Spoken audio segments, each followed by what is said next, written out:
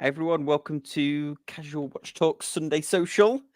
Joined by a small but mighty panel today, so we'll need lots of audience participation. But before we do that, let's do a wristwatch check. So, Dave, do you mind kicking us off? What are you wearing? Dave is wearing Ooh, his Moser nice. Streamliner Green Dragon, which they've actually just reissued, albeit in a new variant, which has got the logo in the shadow effect, which they typically do after they've had it out for a little while. But this is the OG and still one of my favouriteest watches. If favouriteest is actually a real word, but I've decided it is a real word, so we're going with it. We're making it So famous. yes, this is my little wrist wear, best bracelet, pretty much as far as I'm concerned in the business. More so because it fits me perfectly without any micro adjust, which is kind of helpful. Beautiful. So there we go. So I'm Awesome bracelet. Yeah. Todd, what very are you good. wearing? Really comfortable. Oh yeah. Well, because it's become official horologic language, it's one of my favoritist watches as well. Favoritist. I'm wearing Excellent. I'm wearing one of the OG Christopher Ward C60, the Oh yeah. GMT. This is a permanent one in Oh, my collection. I love this watch. It's great. It's just one of those you can put it on anytime. And the blue on this one is so nice. It's almost like a denim blue. I love the color of this watch. So it's permanent. yeah. Yeah. Oh yeah, it's awesome. I'm wearing. That may come back to haunt you, by the way, and what we're going to talk about today, Todd. With everything I've just said about that watch. Let's go. I'm wearing a G-Shock. I'm going to do a video on. I added one of those cool Apple Watch Ultra looking loop bands to it, so I'm going to release a tutorial. I've just put this on. To be perfectly honest, I've been wearing a Garmin all week. I've been testing out a Garmin, but we'll leave that for another time. Um, anyway, let's just say hello to everyone. So, hi, Junior, welcome. Bill, welcome. Thanks for being early. Watch Chris, thank you for joining us there. Brassic Time, and then Kevin, thanks for joining us, guys. Right then, we're going to cover watch rules that you should follow and some that you should ignore. So I've got a few written down. It seems like we might be the only live stream or only YouTubers that haven't done this. So I thought, why not? We'll jump on the bandwagon and we'll go through a few.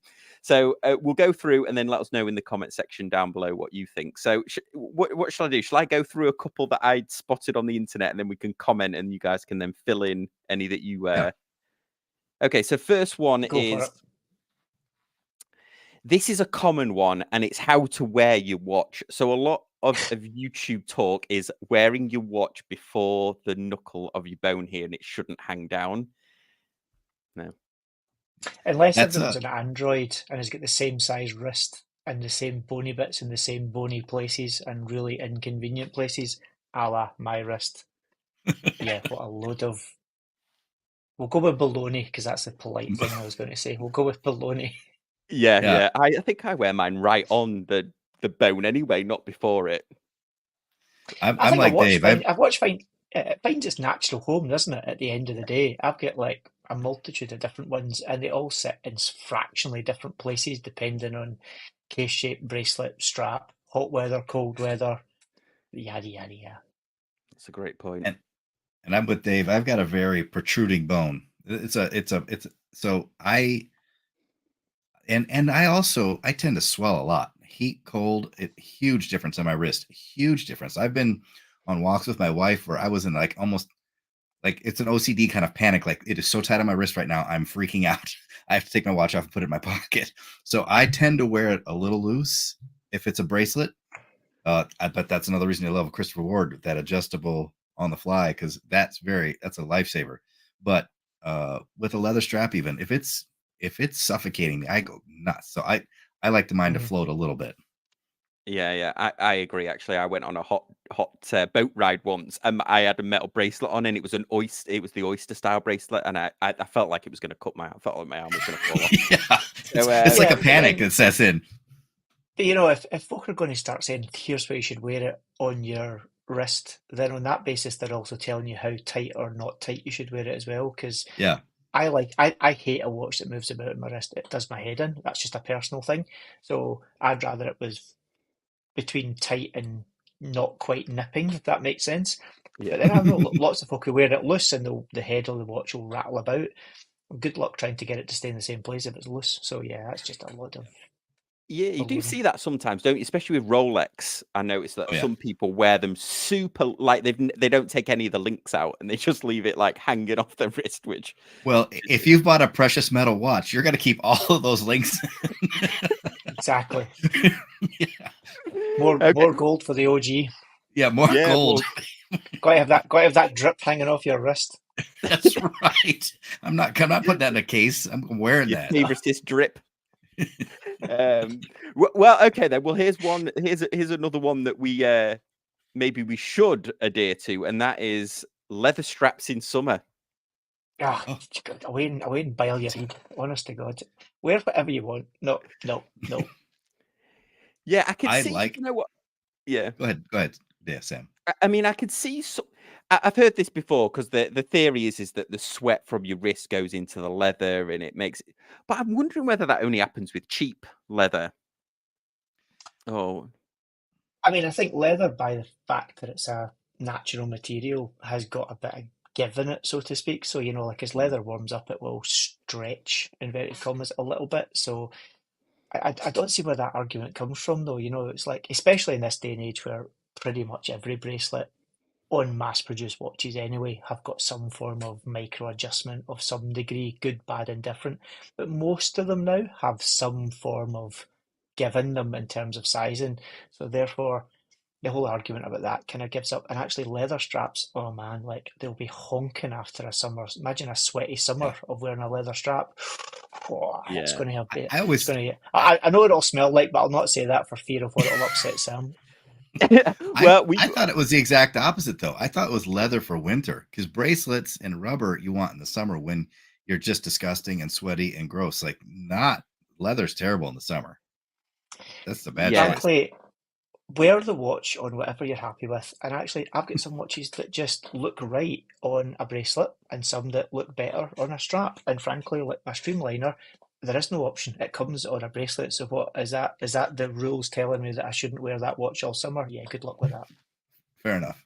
Yeah, so I remember when I was a kid and you got those ones with the Velcro. Those can get quite smelly, can't they? The Velcro straps from the old animal watches. Nylon and sweat. Mm-mm-mm. Yeah. Okay, so we're okay with leather straps in summer in some cases if the watch looks good on it, but don't get too sweaty in one. Yeah. No. Well, let's round out the leather then. The leather section of this debate, and the age-old one, like leather straps don't belong on dive watches. I mean, if you want to class a dive watch as a watch that actually goes diving, fair enough. Pretty sensible on the basis that leather and water probably aren't the best bedfellows. But No. there's plenty of people who wear dive watches as, I mean, like, let's be honest, an Aquaterra from Omega, the whole Aquaterra family, they're technically dive watches, but they're dressy. And most folk wear them as a sportyish dive watch. I'm coming up with all the made up words today. But you know, no one thinks of a Aquaterra particularly as a dive watch. It's more just kind of like a chunky dress watch, isn't it? And plenty of them come in leather. Okay, I think fully technical divers typically don't look great on leather. If you want to wear it in leather, though, knock yourself out. But I mean, I think aesthetically, maybe but that's a different thing. Yeah, I think is there any watch that you definitely wouldn't wear on a leather strap? I was thinking maybe a Doxer or something along those lines might not look I great mean, on a I leather. would. I'm going to. I mean, if we're talking about the classic doxes that we know these days, you know, your 300s and your 600s and your thousands and all these, I'm going to think you're going to struggle to find a decent leather strap that would look good on it, frankly. But it does look good in rubber. You know, there's very few watches I think carry bracelet, rubber, and leather off well. What am I thinking of? The Vacheron overseas is one of the few that actually, considering all three come in the box, it does kind of carry it pretty well. I think an Aquaterra, to be honest, carries a bracelet, a rubber, and a leather pretty well as well. I think the watch has to be relatively neutral in many respects. Not too heavily one thing or the other, not too chunky, not too thin. The thinner it gets, suddenly bracelets look weird on them. The chunkier it gets, leather straps look weird on them. Yeah, but these rules aren't really hard and fast, are they? And they shouldn't be Yeah, anyway. the new date just you can't put. I just remembered the new date just you can't actually put a leather on it because it has like a ridge on the inside of the lug where the end piece. So that would shred a leather. But yeah, I suppose that's not an aesthetic thing. That's a practical. Yeah, exactly. There are certain. I also think it depends on where the lug holes hit. Like I have the Tudor Heritage, and I tried putting it on leather one point, and I just didn't like the look of it because there was just a giant gap between the watch head and before the lug holes, and it was like this just looks weird when it was vertical. When you're looking straight on, it just looked like the watch head was floating there almost because the gap was just huge. Yeah. Weirdly, I've just thought of a dive watch that's definitely a dive watch that's shipped by the manufacturer on a leather strap, and it works. The Tudor PO1. Yeah. Yeah, that does.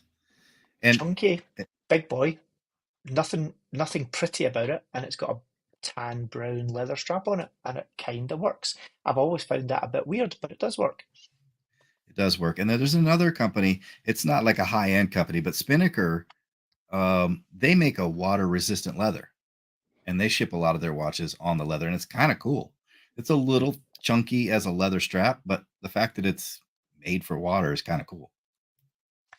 I mean, in theory, leather should be good for water on the basis that skin is, broadly speaking, waterproof, or it should be Right. at least, unless you puncture holes in it, but that's usually detrimental to the welfare.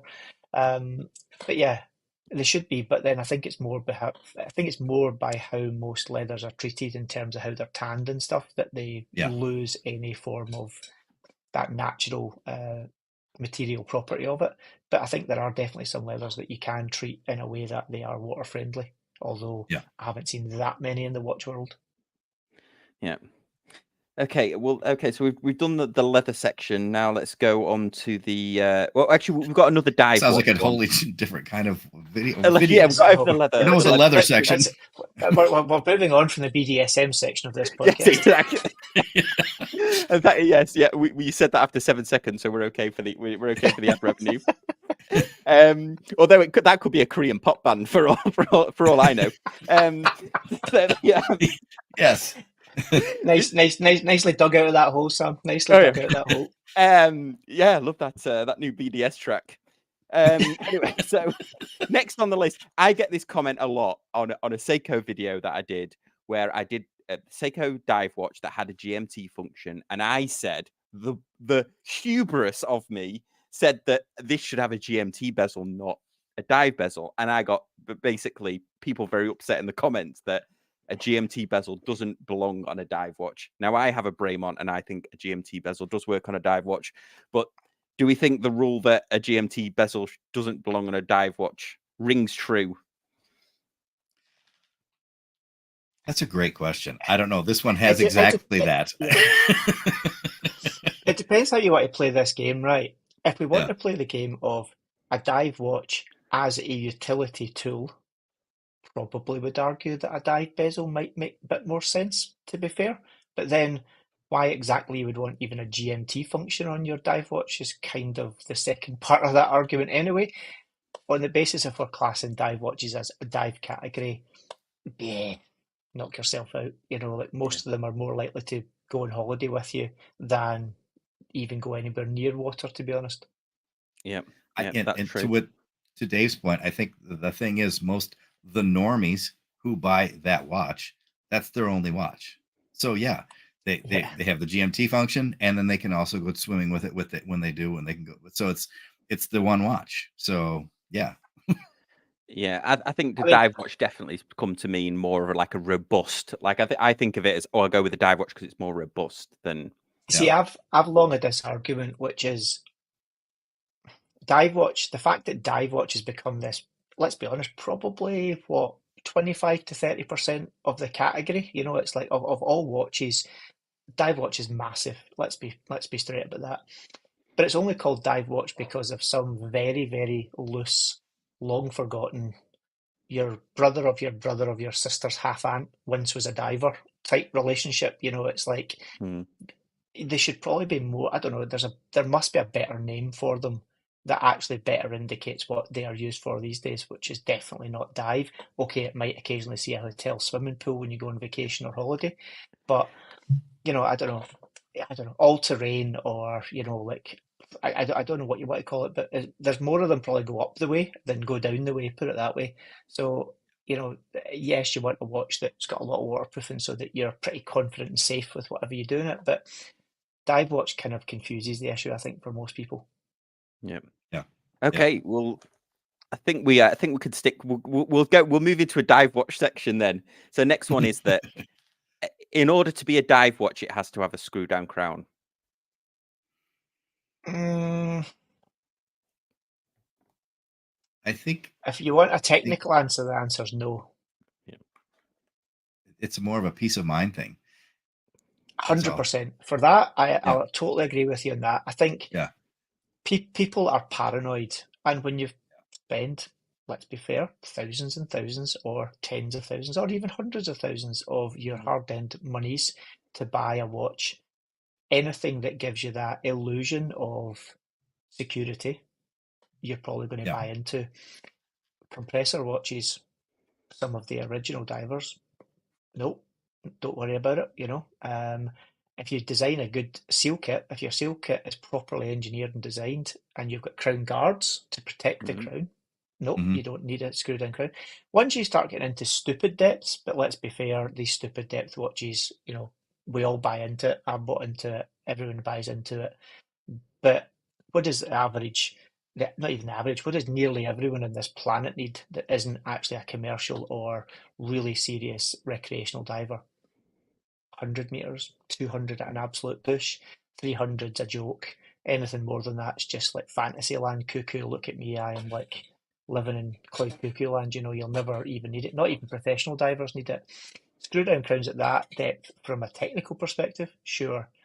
But for most folk average, the trick is service your watch regularly. That's going to do it more good than a screw down crown, because a screw down crown will often be the failure point, because that screw down crown will be fine 5 years later, never even been looked at by a watchmaker, been out in the baking hot sun, seals aren't quite as hot as they used to be, not enough lubrication on them. Oh, I'll just go for a swim. Oh dear, my watch has got wet inside.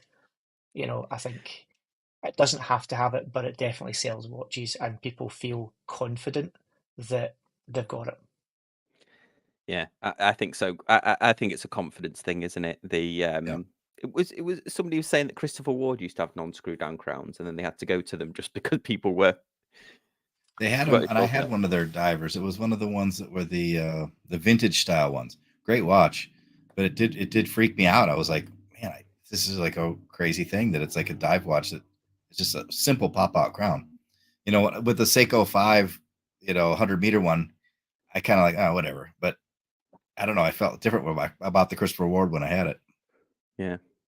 And actually, another rule that I had, which I think is one that is true, is that you should rinse off your watch after you've been in like chlorinated water or salt water, because that can rust the spring bars. That would make a degree of sense, in the same way as you should give your watch a little clean with a little cloth front and back after you've worn it. Ideally, every time after you've worn it, because dead skin's just beautiful and it collects like nothing on earth on the back of watches and bracelets. And if you give them a little buff off and a clean every time you use them, yes, it's going to stop the build up of it. And it's a lot of that kind of stuff that can be problematic. Watchmakers will love you if you clean your watches. Yeah. We'll take a couple from the audience. So Junior Johnson hit us with the number one, of course. Don't buy watches you can't afford. Rule number one. Or don't buy watch on finance. Well, to add to that, one you can't afford to service. Oh. Okay. Yeah, I mean that's Ferrari's number one rule, isn't it? Yeah, don't buy a supercar when you can't service it. I mean, yes, that is definitely a sensible Junior Johnson being very sensible. But unfortunately, I think many economists who want to keep the economy running would probably strongly disagree with that rule. Buy as much as you can and definitely spend more than you can afford. Keep yourself in debt at all times, please. Yeah, I was speaking of Ferrari. I was watching. I was on TikTok watching the latest BDSM track, and but I didn't realize that for you can get in trouble with Ferrari if you mod your Ferrari. Apparently, you can't like mod it yourself or like change the color or anything. They like got strict rules about it because this guy bought a secondhand Ferrari, modded it, and then they hauled him into one of the dealerships and gave him a stern talking to, threatening him with legal action and stuff. That's interesting. They're playing the same game as Rolex try to play, or have tried to play with the. If you maintain the badges on it, that's a Singer, Singer Sport, who are one of the big pro tuning companies for Porsche. They got themselves in. That's why none of their cars now have Porsche badges on them. Doing it yourself, they're on a legal landmine if they try and stop you doing it yourself, because there's nothing you can do. Trying to sell it or make a business out of tuning it, that's where you can get yourself caught up. Awesome. Yeah. Cool. You just forget to sell your parts, though. Yeah. Okay. So here we go. So James says screw down crown prevents the crown from turning, thus minimizing shearing force from compromising the crown gaskets. Seal against the crown tube. Okay. Yeah. Yeah. Technically, yes. Yes. But if you've got a good set of crown guards in place on the watch, the chances of the crown actually turning, I mean, if you take a push down watch that you've got, and even if you put a little mark on the crown with a pen or an inky marker on the back or on the case, watch how much it moves if it's got crown guards. It's not as much as you think, if anything. Yeah. Cool. Okay. Did I have any more dive watch ones? Let me just check. Okay. So next one is you should never wear a watch over a sleeve. Unless you're tell divers that. Yeah, I suppose that's a wetsuit though, isn't it? But like over a shirt cuff or a cuffed shirt. I mean, you're not going to win any prizes for a fashion sense if you do that. But hey, I don't know what fashion is, so therefore, it's like wearing your underwear outside your pants. I don't know. That's a weird move. Did well for Superman. Oh, yeah, true. Yeah. It's a seriously bad look. But hey, it's a bad look. A football manager that does that. There's somebody famous. Probably because it's down to some high level sponsorship deal where the watch has to be on show at all times. There was some fashion designer or somebody who was doing it too. I've seen Karl pictures. Lagerfeld did it. Did Karl Lagerfeld used to do it? Somebody, his AP, his black AP. Yeah. Your sartorial elegance points are certainly not going to increase. I think it was Karl Lagerfeld actually, but well then on that then, is there a rule about wearing two watches, double wristing it? No, you're a complete nerd, apparently, is what it is. And so let's just go with that. Yeah. I've done it for years. I wouldn't wear two mechanical watches, to be honest. I do it because predominantly I wear an Apple Watch, or previously I had worn a Fitbit or whatever it was, a fitness tracker. So I had something on both wrists, and I've kind of maintained that and get on with it. I've never done the whole two mechanical watches on a wrist, so I don't see the point of it. I do it for practicality for me, so I don't have an issue with it. But two mechanical watches, that's taking geekery to a whole new level. Yeah, I think even General Schwarzkopf, who's it's kind of named after, isn't it? I think even one of his was Quartz. I think one was a Quartz Seiko that looked like an SKX, didn't it? And then the other was a Datejust, I think. If you need a lot of time zones pre-phones, then probably was useful as well, or if you didn't have a GMT watch, I guess 2 different time zones, you could have 2 different watches on. You just need to remember which one's which, I guess.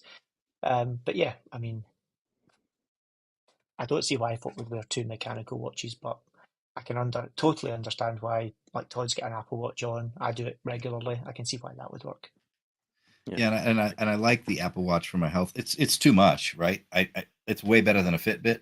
I don't need it to tell the time and all the other stuff, but it's such a functionally good tool that I do like to wear it. But I do get comments at times at work. They're like, "Well, how important do you think you are?" I was like, "It's not.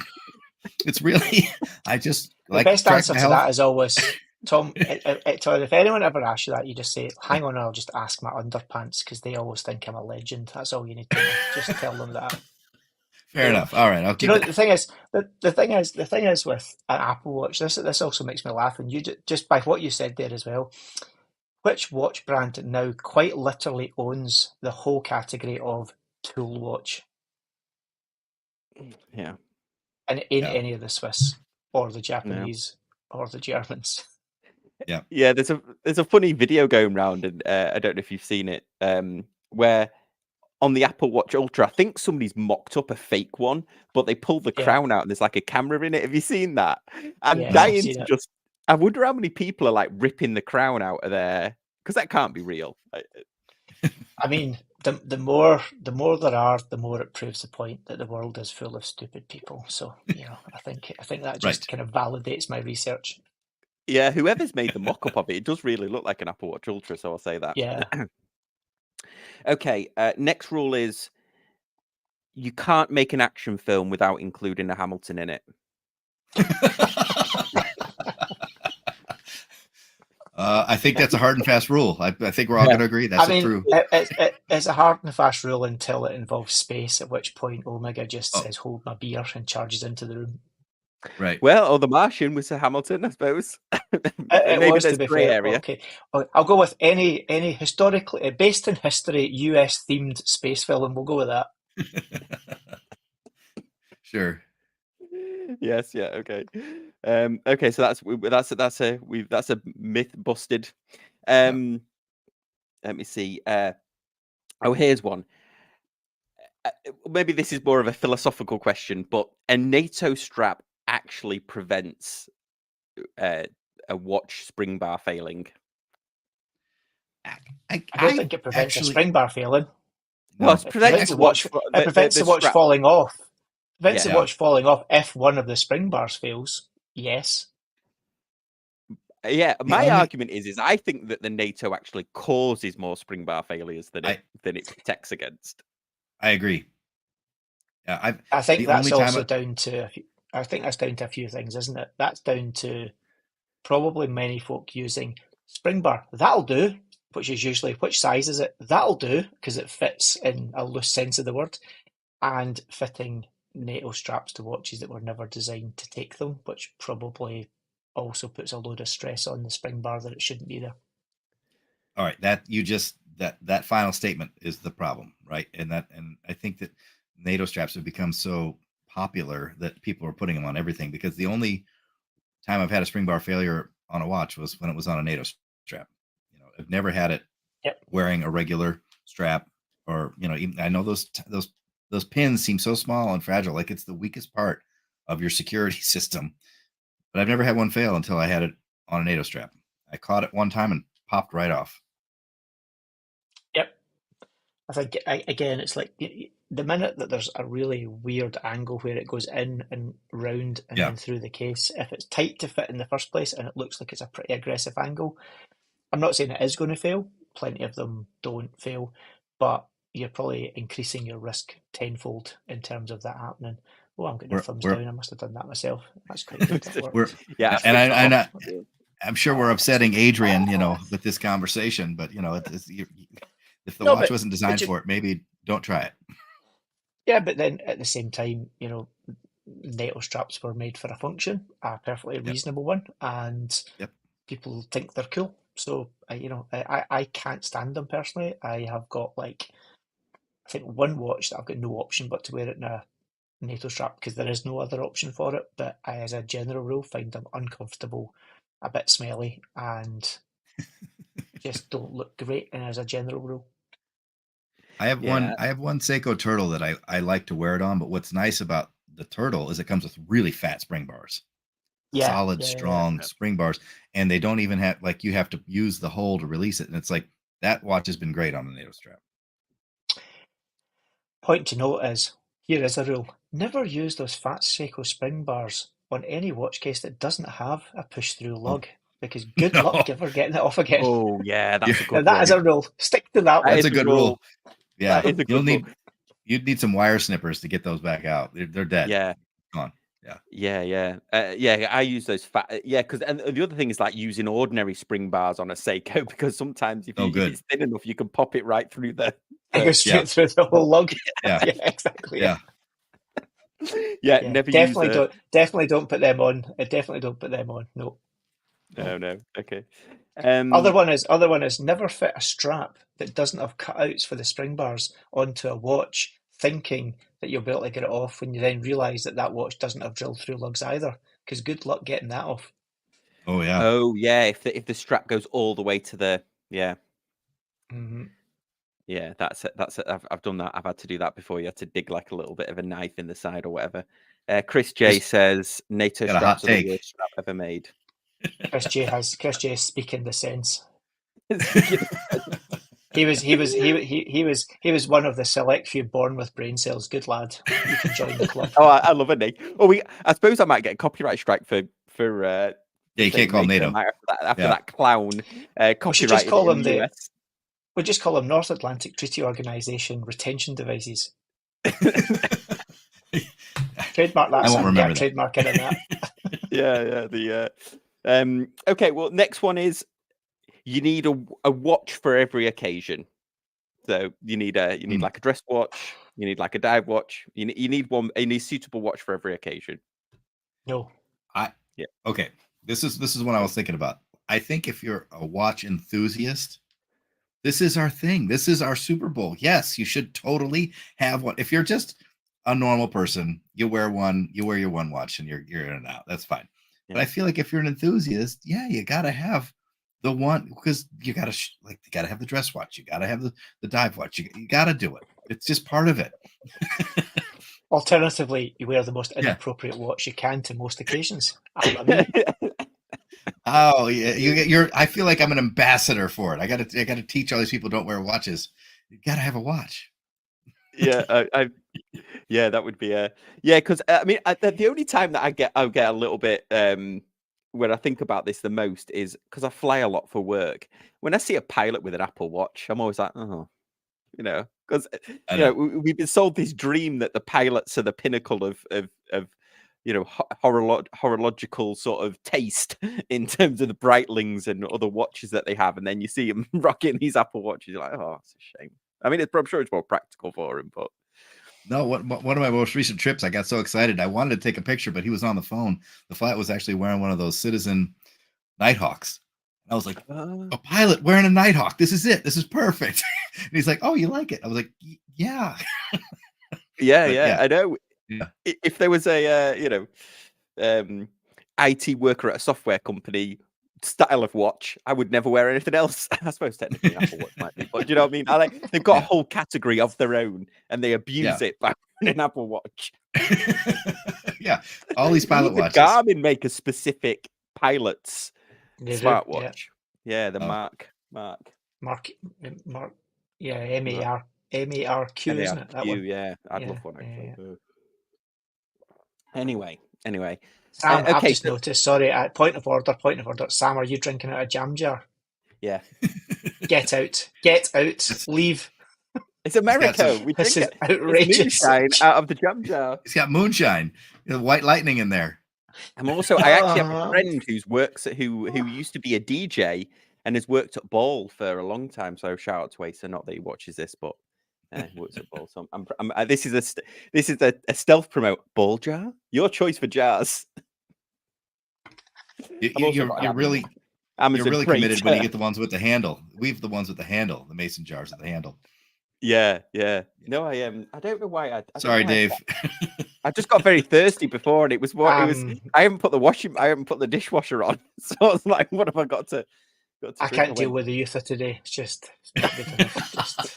Can't do it anymore. Oh, have you seen that clip of the you could tell I've been watching a lot of YouTube today. There's a clip of the Golden Girls where one of them's on a game show and they're asking her age. She's like, "Oh, I'm 41," and then all these people are reacting to it because they're like, "Can't believe one of the Golden Girls when they started the show was in her 40s." Oh, wild. The guy who played Fred Sanford was 48. Let's get that out there. It's yeah, because I remember older people in the UK for a long time had that very particular coat that they would wear. My granddad in like the brown pants and the stuff like that. And I'm Oh, sure, yeah. and now I'm thinking about it, he must have only been like 50, in his late 40s, early 50s when I was born. So it seems very odd that he was maybe he's close. Yeah, anyway, close to 60. Here's a good one. You'll like this one, Sam. Yeah, in America, we drink out of mason jars and put on a G-Shock with hypothetical tuxedos we never wear. I actually, after 7 years of living here, I goodwilled my tuxedo because there was just no chance I could ever see. I've worn it once, I think, once I've been here. And so here we go. So Frank says, I don't feel the need to have every type of watch. I don't like dress watches, chronographs, or GMTs, and that's okay. That is okay, Frank. Absolutely. It's okay. It's okay to be wrong too. Oh, it's all right. Oh, wow. Oh, fighting talk tonight. Fighting talk tonight. Thinks he's Bear Grylls with that big beard on. He's got primal with that. Right. It's got feral on us. Todd's gone feral. Bring him back in.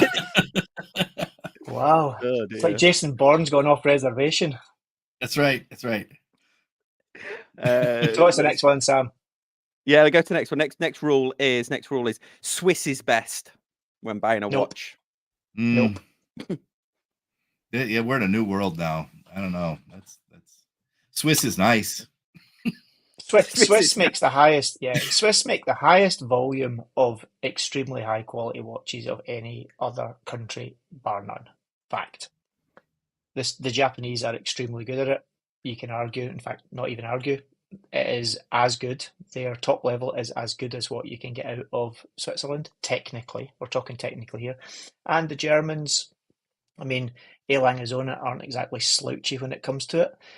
I think the Swiss and the Germans probably have certainly the Swiss, and the Germans have a slight upper hand when it comes to the traditional techniques and finishing, because they've had it ingrained in them for a lot longer and have some of that stuff they carry through. The Japanese are hardly slouchy, though, when it comes to fine finishing either. But I think if you want to play a numbers game, yes, Switzerland wins because they are very good at producing millions of extremely good quality watches every year. But the Japanese and the German aren't slouchy, and I don't think I'm going to argue too much when it comes to any of those technical assets or aesthetic assets with Roger Smith, because he's arguably one of the greatest living watchmakers, and he lives in a little island off the coast of the UK that pretends it's not part of the UK, but really actually it is. Yeah, I was thinking, I was listening to, it might have been your podcast. I can't remember whose it was, but they were talking about that Japanese watch brand that Seiko has. It's above Creedor, and it's like the top one, Artisan House or something like that, or and they were talking about Artist Studio. Artist Studio, that's it. And they're using paintbrushes that have like a single hair in them, and you're just like, this is insanity. Yeah. And they're so like, Japanese culture has always been so very, there's a large amount of pride in getting things just perfect. And the Japanese, when it comes to artisanal crafts, whether it's, knives, samurai swords, metalworking, all of these kind of things, they've even, armor, all of these kind of things that go back in time. Japan's got a long and storied history of lots of these things as well, but it was very insular and isolated for huge swathes of time. It's only really in the last 70 years that it's come to the fore again, and Germany's got a long storied history, as does the UK, as of course does the United States. The US were the people that industrialized watch manufacture, not Switzerland. It was all industrialized in the United States. It then moved to Switzerland because America or the US became expensive, and Switzerland was a poor country. Switzerland is not a long legacy of being a rich country. It's now one of the rich, in fact, it's the top 2 richest in the world. But actually, up to the Second World War, it was poor. And they went there because they had a high number of very gifted craftspeople, and they were cheap. And that's why the Americans went to there. And that's where they lost their edge in the watch industry. Yeah, good point. Okay, well, actually, therefore, we'll go Swiss is best, but price means quality. The more you pay, the better quality you get. Nope. And this is To this a is the hot point, take. I'll Yeah, rephrase. go ahead. To a point, you have to. I'll rephrase this. Don't confuse price with what you pay for watches at retail. If you want to make an extremely high quality mechanical watch, so let's go down the mechanical route, there is an intrinsic cost to that, whether it's machinery, skill, people, education, all of these things. So you can't make a really, really top quality mechanical watch with ultra high tolerances and accuracy for very little money. But you don't need to spend as much as some brands will have you believe to get that. It's still relatively reasonable. Then you build in branding and marketing and retail prices, and that all goes out the window because you're paying for something far beyond just the mechanical properties of the watch. Yeah. Good point. Yeah. Christopher Ward, they pride themselves on delivering a watch that is a luxury feel watch, top down. And in the finishing is wonderful. They are using off the shelf movements. They're getting into in-house, but they are using off the shelf movements. So we have to take that part off because you're right, Dave. Like you get into an Elanga, and this is a work of art when it comes to the movement. But the actual watch finishing, the manufacturer, I mean, Christopher Ward has proven that you're getting what I would think is a $4,000 or $5,000 watch for $1,500. Yeah, but I think also by that, yes, let's say 1,000 to 1,500 US is the average Chris Ford price. That's still for a lot of people a lot of money for a watch. Most people for a watch is $50. So that's what I mean by there is still a cost that comes with that. True. Refinement of getting a nice luxury watch. You don't need to spend $5,000. You don't need to spend $10,000. You don't even need to spend $3,000 or $4,000. You can absolutely spend $1,000 and get a very, very nice watch. Thank you very much.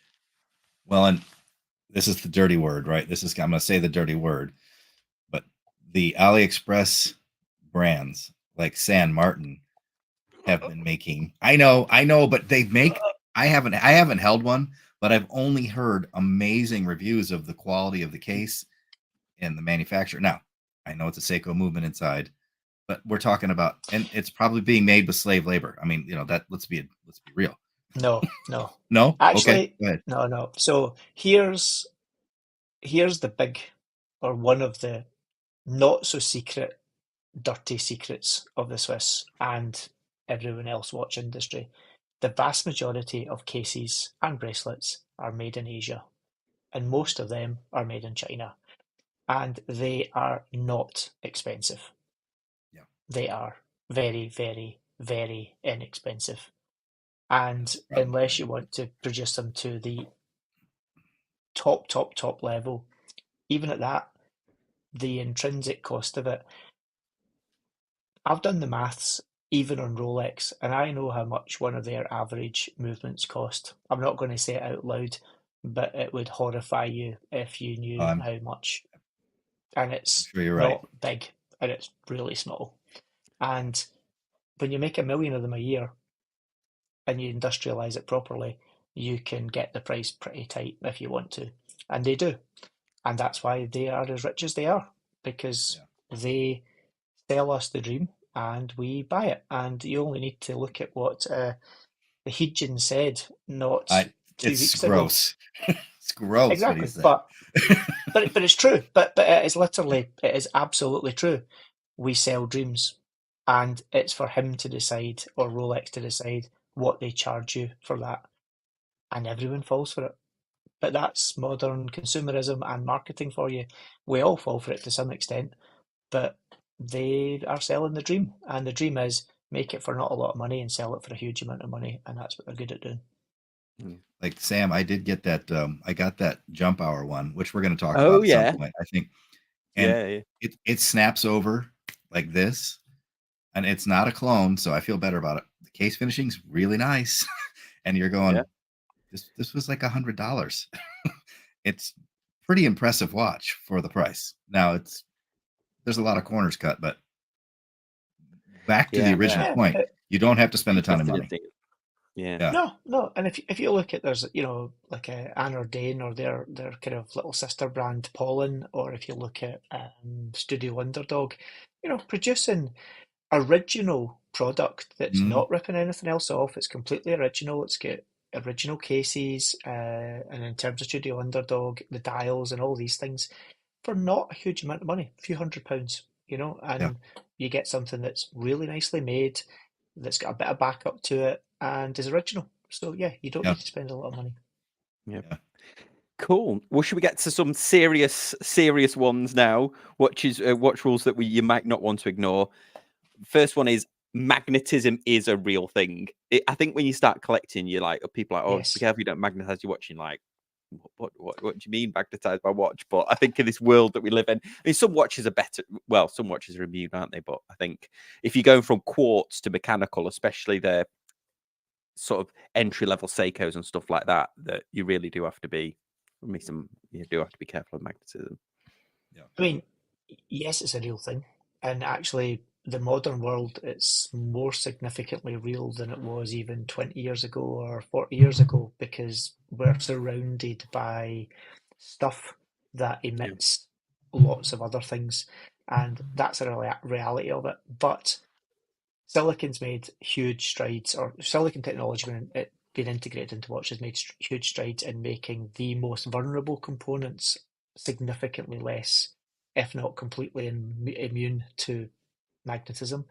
But there's also things around us. The things you think are the most magnetic actually aren't.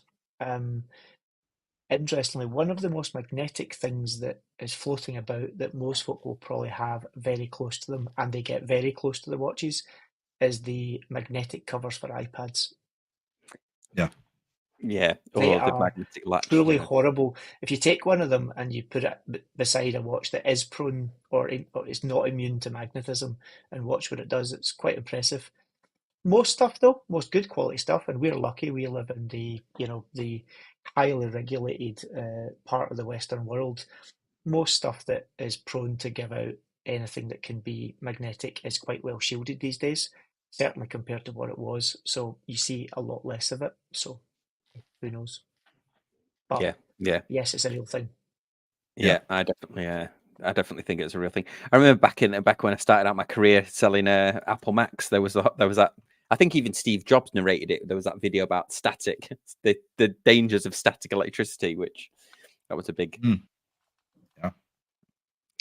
Yeah. I feel like the MagSafe on the back of everybody's phone is an intense magnet. That's a very strong for magnet. holding your You're phone on. Like you're keeping that. Like this big lump of magnet. Yeah. It's Yeah, I mean, powerful. well, it's not that powerful, but there we go. But yeah, Yeah. I mean, there's that, microwave ovens.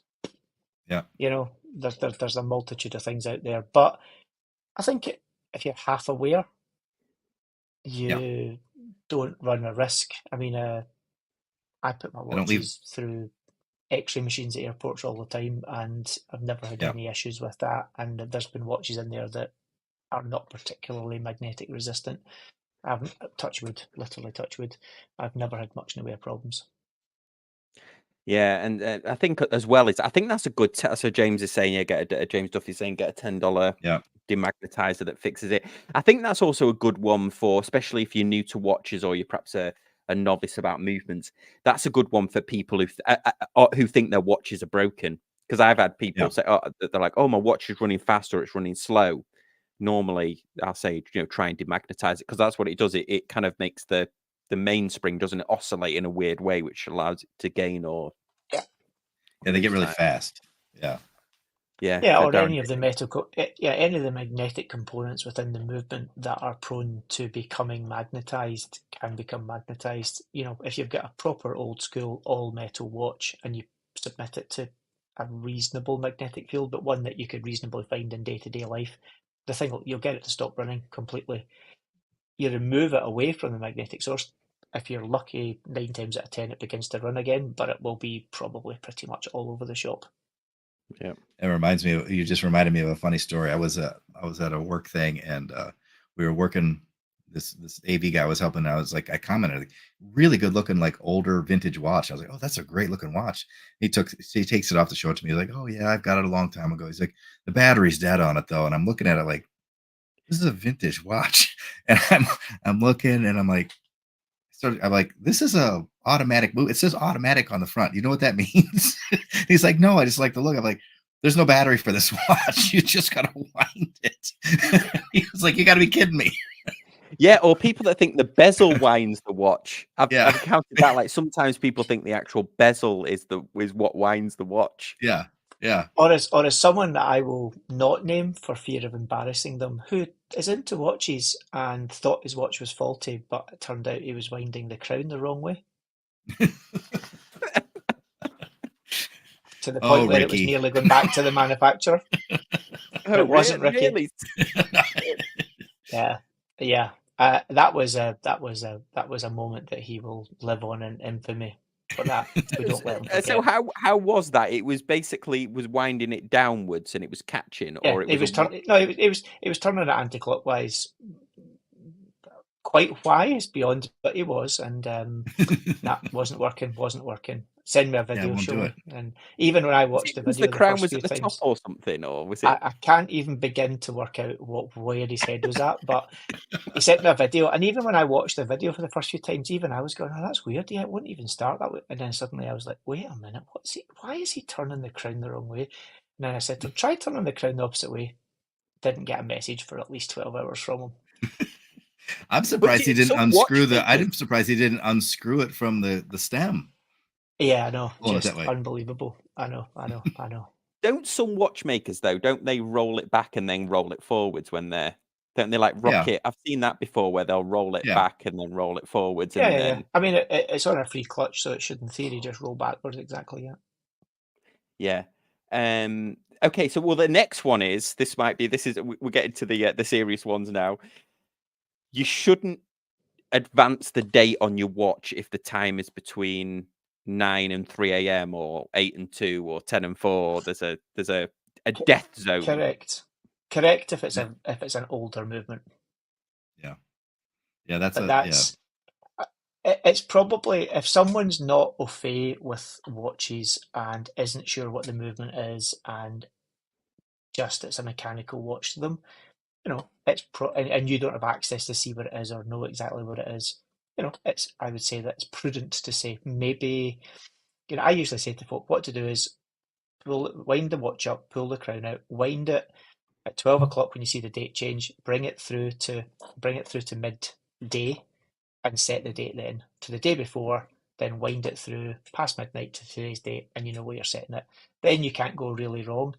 The main reason is because in older architecture movements and a lot of Etas, Solitas, all sorts of things, and lots of other, anything pre 10 years old is likely to be in the same boat. It's more likely to be than not, put it that way. It begins to change the date significantly before midnight, so the actual mechanism inside begins to actuate it, and it sometimes takes until 2 or 3 in the morning to fully complete its cycle. And if you mechanically try, if you're gentle, 9 times out of 10 you won't do it damage, but what can happen is you can jump a wheel and then you've got a few issues, or it's a visit to the watchmaker. So yeah, most modern watches are fast set date though, and it makes no difference. Yeah. I've never done that. I've never damaged a watch that way. I had a 7750 Hamilton actually that wouldn't reset the chrono hand back to and I never worked out what I did to it, but boo. James Duffy, correct.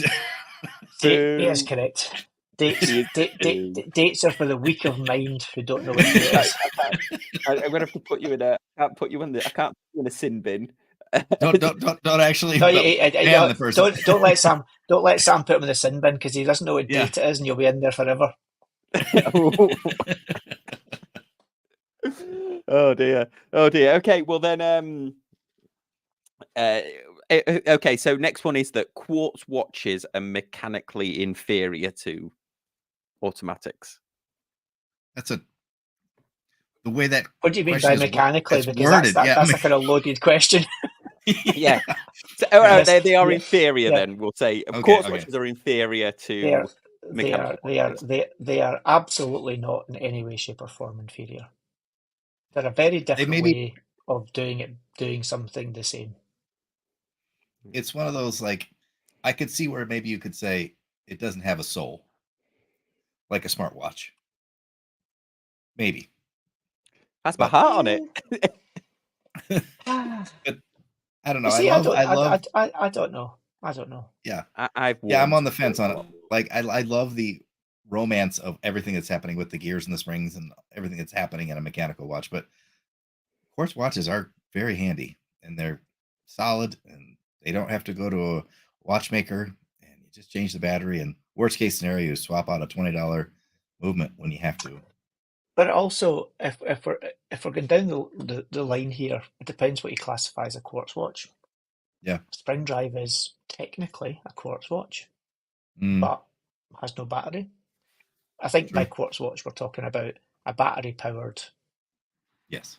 electronic module with a quartz oscillator in it. Yeah, they don't have maybe the same romanticism to them as a mechanical watch, but they're certainly more accurate, and they're certainly a lot more day-to-day friendly for 99.9% of people, because you pick it up and you go the whole the time. I would also argue a spring drive is arguably a mechanical watch with the regulating done via quartz crystals, and it's probably the pinnacle of watch movement engineering at this point in time. Yeah. I always think it's funny about Sorry.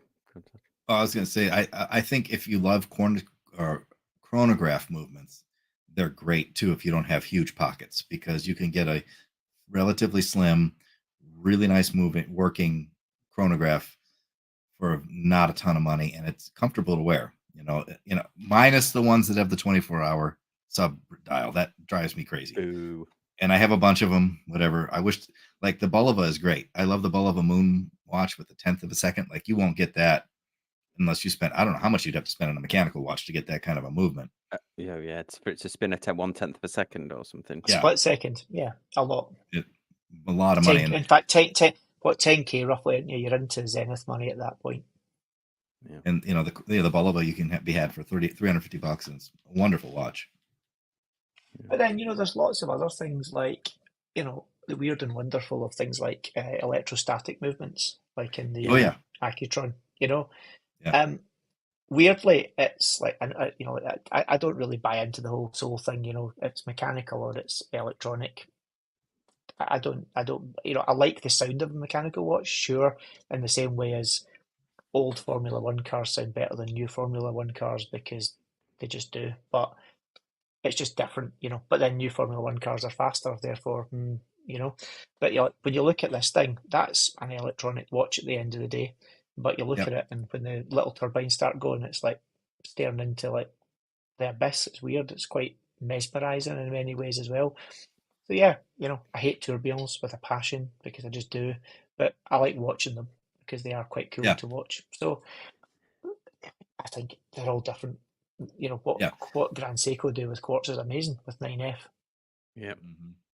And then Citizen with the Citizen watch, 5 seconds. The Citizen, absolutely. Yeah. The 010. Yeah. So is that a rule as well, Dave, that no watch needs a tourbillon? Because do you not like it? Because largely it doesn't actually really provide. It's more of an aesthetic.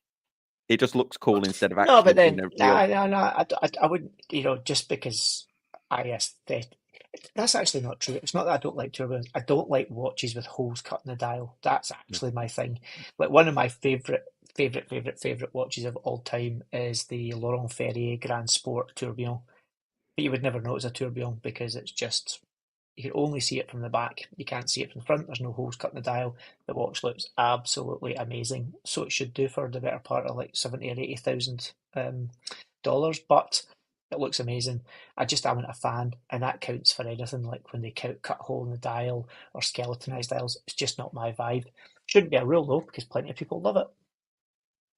Well, and tourbillon is sort of overkill by today's standards. That is a technology that was developed for the pocket watch.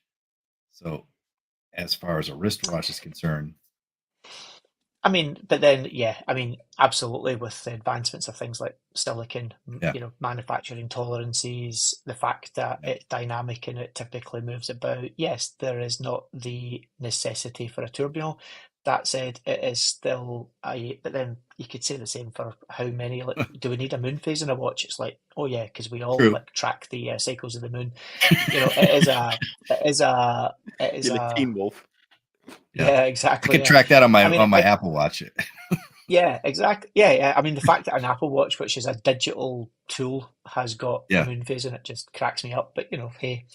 But for me, I think a tourbillon is still a very good indicator of the technical prowess of a Okay. watchmaker and or a movement manufacturer, because it's difficult to do, and same as a chronograph, like any movement manufacturer that can produce a very good quality chronograph is in the absolute highest elite of what you can do. And I'm not talking about buying a chronograph and making a chronograph watch. I'm talking about a movement manufacturer that can engineer chronographs. It is a horribly, horribly difficult engineering task to make chronographs. And I think all of these things, let's be honest, wristwatches are, especially mechanical ones, are a complete anathema. They're just like the complete unneeded thing that we have in our lives. But it's good fun, and the fact that folks still do silly things, unlike mechanical gasoline-powered cars, which will one day be no more because of the environment and running out of petrol and everything else. Mechanical watches will carry on because we can, and hopefully they do. Yeah. You make a good point. Yeah. Environmentally friendly because they never need More a like battery. it, more like middle-aged wolf. Thanks Yeah. for calling it. Thanks for the middle-aged part. I'll go with middle-aged, maybe a bit higher. Awesome. Well, I think that was. Oh yeah, and then Michael got the last point in here. He just sees quartz and autos as two different motors. If it was Correct. It's fair like enough. electric Yeah. cars and gas. It's Yeah. like electric cars and gas cars, isn't it? People say Yeah. that Teslas are soulless because, but then, good luck racing one. Yeah. Oh, No. actually, It's a good one. Yeah, this The is the last lowest one. month. This is a good one. Yeah. Yeah. What about the don't polish your watches? Scratches add character. Personally, I hate the super beat up watch. I don't see anything wrong with a nice fresh polish every few years. See, I'm kind of in. I don't think it's definitely not a rule, but I think if you like a watch that's got, I don't know, whatever you want to call it, patina or the marks of a life, good for you, well done. That's not my thing. But then I think the only danger when you polish a watch is if it's not done very carefully and very well, you can lose detail and definition and edges that were there. But then in saying that, that's another way of just saying, do you know what? I've looked after my watch over the years. Yes, that edge is softer than it used to be. And yes, this little rounded radius is different to what it was when it was out of the factory. But it's a life of a watch and it shows that it's been well looked after. The bit about patina I don't get is in anything else in life, art, cars, whatever, patina is called damage. Yeah. You have art restorers. Yeah. Yeah. I mean, Well, they're removing cars, a little bit of the Christ. paint, aren't they? This is my favorite watch, and I constantly just touching up just the bezel because this thing is a scratch magnet, and I use a Cape Cod cloth just to keep it. I like it to look clean. Yep. Yeah. Just my thing. Cool. Here we've got a couple more coming in. Von Krull says, I enjoy watches that hardly seem age, ED DLC with Sapphire. An older watch that looks nice shows we have a nice things, even if is untrue. Yeah. Yes. Yeah. An older watch that looks nice shows we can have nice things, even if it is untrue. That is what we want to project. Yeah. I agree with James. Yeah, absolutely. Cool. Well, that was a really cool one. Thanks, guys, for that. Fun. And thanks to everyone who was very active in the comments section today. Yeah, we'll see you next time on Casual Watch Talk. Thanks, guys. Bye. Take care. Bye.